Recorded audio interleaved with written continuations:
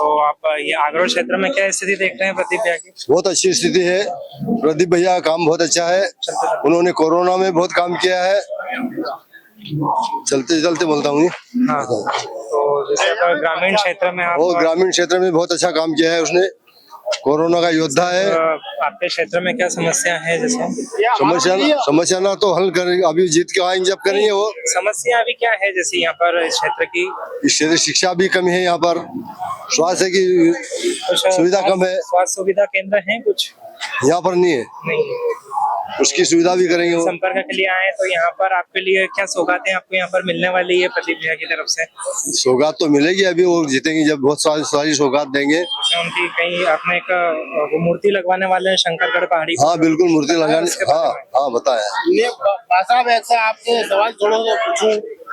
हमारी अम्मा के 6 महीने से वो पेंशन योजना बंद हुई थी, तो उसके लिए भी अभी जिताएंगे जब आपकी सुविधा।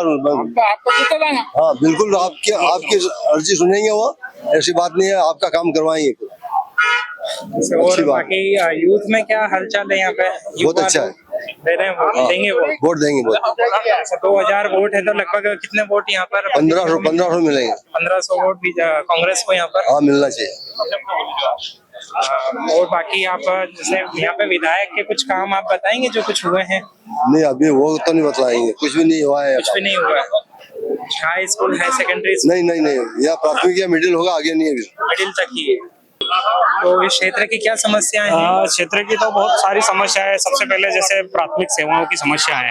आगरोद गांव उत्तर भाग में बहुत बड़ा गांव है। यहाँ पे लगभग 2000 से ऊपर वोटिंग है ना, और 3-3.5 हजार लोग निवास करते हैं यहाँ पर। यहाँ पर एक हॉस्पिटल नहीं है। हमें एट ए टाइम कोई भी समस्या आती है तो हमें सीधा शहरों की तरफ मुंह करना पड़ता है। यहाँ पर नहीं, यहाँ कोई सुविधा नहीं है। कितनी दूर जाना पड़ता है यहाँ से? लगभग 20 से 25 किलोमीटर। कहीं भी उज्जैन जाना है तो 40 किलोमीटर जाना है, देवास जाना तो 25 किलोमीटर जाना है। ये चीजें हैं। शिक्षा के तौर पे देखा जाए तो इस क्षेत्र में उत्तर भाग में कोई कॉलेज नहीं है।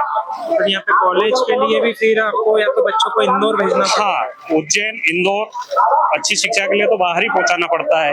ये चीजें हैं। दूसरा जल की सुविधा। सर, हर घर नल योजना जैसे बीजेपी सरकार लेकर आई है, वो उसका इम्प्लीमेंटेशन हुआ है यहाँ पर? हाँ हुआ है। बहुत अच्छी शानदार एक टंकी बनी हुई है जिसे लगभग 12 से 15 साल हो चुके हैं। एक पानी की टंकी बनी, बहुत अच्छी बनी है और देखने में बहुत अच्छी लगती है। बाकी आज तक उसके अंदर एक बूंद पानी नहीं डाला गया और ना गांव के अंदर एक बूंद पानी आया है। विकास के नाम पे देखा जाए तो इन्होंने जो गलियां होती है कंक्रीट की हुई है, उन गलियों को खोदकर पाइपलाइन गाड़ दी है और 3 नहीं 4 बार पाइपलाइनें गड़ चुकी है अंदर, पर किसी घर में एक बूंद पानी नहीं पहुंचा है आज तक। मतलब यहाँ पे पानी की एक जो होना चाहिए पानी नहीं है।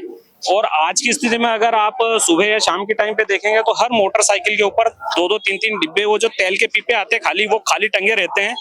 उससे लोग पानी लाते हैं पीने का, वो भी 1 किलोमीटर 2 किलोमीटर दूर से। अच्छा, ये स्थिति है यहाँ? हाँ ये स्थिति है पूरे गांव, आगरोद गांव की पूरे गांव में। आपको अगर पानी पीना है, अभी किसी होटल कहीं भी पानी पियेंगे तो आप पी नहीं पाओगे। बिल्कुल मोला पानी और खराब पानी है। जो मवेशी भी नहीं पीते हैं वो लोग हम पी रहे हैं, मजबूरी है हमारी। नर्मदा का पानी यहाँ पर? नर्मदा का पानी के लिए प्रदीप चौधरी जी ने पैदल यात्रा की इस क्षेत्र में।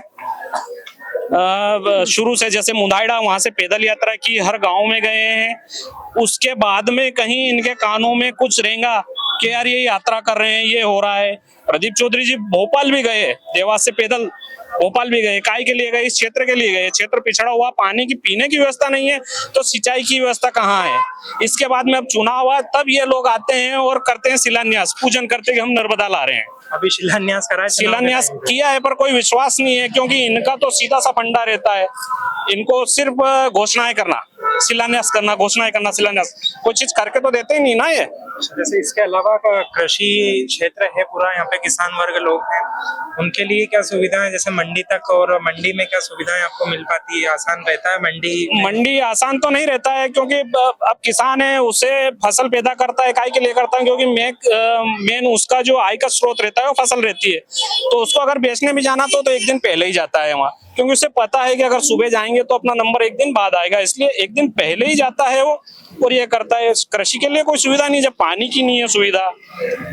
पानी नहीं है तो खेती कैसे होगी ये बताइए? खेत के लिए भी नहीं, खेत पीने के लिए पानी नहीं है तो खेत पे पानी कब मिलेगा? फिर वो तो उसका इम्पैक्ट आपका फसल पे भी पड़ता होगा, उस पे पड़ता है, income आपकी उत्पादन होती कम है। आते हैं। अब वो तो किसान है, कैसे भी जीवन व्यापन करता है। जैसे बीजेपी तुकोजीराव पवार को नर्मदा पुत्र बता रही है, हाँ। उनको नर्मदा को लाने का श्रेय उनको दिया जाता है। इस क्षेत्र के लिए कभी सवाल नहीं उठेगी यहाँ कि नर्मदा आना चाहिए थी, नर्मदा का नहीं पानी किया ना, क्षेत्र के लोगों ने भी उठाए, इस चीज पे सवाल उठाए हैं। जैसे मैं बोल रहा हूँ कि प्रदीप चौधरी जी ने पद यात्रा की, जब जाके इनको पता चला कि यहाँ जरूरत है इस चीज की। अब नर्मदा नायक तो मैं तो प्रदीप चौधरी को ही मानूंगा ना, जिसने इस क्षेत्र में मेहनत की कि हमें इस क्षेत्र में पानी लाना है। नहीं तो वो तो शहर में रहता है, उससे क्या दिक्कत इस क्षेत्र से, पर यहाँ के क्षेत्र के लोगों से जुड़ने के बाद में उसे पता चला कि इस चीज का तो यहाँ पर जरूरत है पानी की। आप महाराज को बोलेंगे, नर्मदा नायक तो बोलिए, मैं तो प्रदीप चौधरी को ही बोलूंगा। वो बोलते हैं, उनके लिए ही बोल रहा हूँ मैं, उनको ही बोलेंगे। वो क्षेत्र में कब आए और क्षेत्र में कब आते हैं? उनके यहाँ मिलने जाने पर भी 3 घंटे के बाद नंबर नहीं आता मिलने का उनसे, तो समस्या कैसे रखेंगे हम लोग? मतलब जो बात हो रही है राजा वर्सेस सेवक, तो कुल मिला के यही है कि सेवक हाँ, तक आप पहुंच सकते हो, लेकिन राजा तक आपकी बात तक पहुंचने में बहुत परेशानी है, परेशानी आती है, बिल्कुल हर्डल है। हाँ, पहुंच ही नहीं पाती ना बातें। आज की स्थिति में भी आज प्रदीप चौधरी आगरोद में है, तो यहाँ आदमी पैदल घूम रहा है ना, प्रत्याशी पैदल घूम रहा है। हमारे प्रत्याशी हैं पैदल घूम रहे हैं, चलो कांग्रेस के घूम रहे हैं, बीजेपी के प्रत्याशी तो आए ही नहीं ना क्षेत्र में, जनसंपर्क में भी नहीं आए हैं। गायत्री राजे पवार हैं यहाँ से बीजेपी के प्रत्याशी, किसी ने चेहरा देखा क्या? अभी तक क्षेत्र में आए ही नहीं वो तो। और इसके अलावा जैसे पूरा 5 साल का कार्यकाल बीत गया, उस बीच में कभी कुछ भूमि पूजन या किसी काम के लिए? नहीं, अभी ताबड़तोड़ इन्होंने भूमि पूजन किए हैं, है ना, वो ताबड़तोड़ किए हैं, ताबड़तोड़ भूमि पूजन हाँ किए हैं।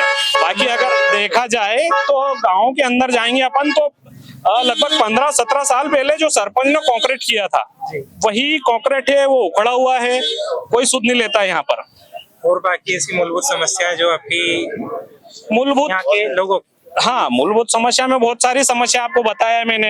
हाँ, स्वास्थ्य की है, शिक्षा की है, जल की है, कृषि की है। कि अब जैसे अब प्रदीप भी आते हैं, तो क्या अपेक्षा आप रख रहे हैं, ये 5 साल में पूरा हो पाएंगे? हाँ, मेरी अपेक्षा और मेरे क्षेत्र के लोगों की अपेक्षा तो यही कि करेंगे। जो आदमी निस्वार्थ, कोरोना काल में जब ये लोग अंदर घर के अंदर थे, जब उस आदमी ने लोगों की सेवा की, जिनकी सेवा की, जिनसे कोई स्वार्थ नहीं था। कोरोना काल में जो भी रोड पे निकले वो बाहर के लोग थे कि इनको यहाँ से वहां जाना है, उन लोगों की सेवा की, उनको खाना दिया, कपड़े दिए रहने के लिए और छुड़वाने के लिए, ये सुविधा दूसरों लोगों के लिए की। तो ये तो क्षेत्र रहेगा, यहाँ से विधायक बनेंगे तो इस क्षेत्र का तो पहले ध्यान रखेंगे। वो एम्बुलेंस दिए उसने, एम्बुलेंस प्लॉट बेचा और उसके बाद एम्बुलेंस दान कर दी उस आदमी ने, तो फिर तो हम लोगों की तो उम्मीद जगेगी ना उस आदमी से, जिनसे कोई नाता नहीं है, इंसानियत के नाते इतना कुछ कर दिया, तो जहाँ से चुनाव लड़ेगा जिस क्षेत्र से, उसके लिए तो करेगा। अपेक्षा है है पूरी अपेक्षा।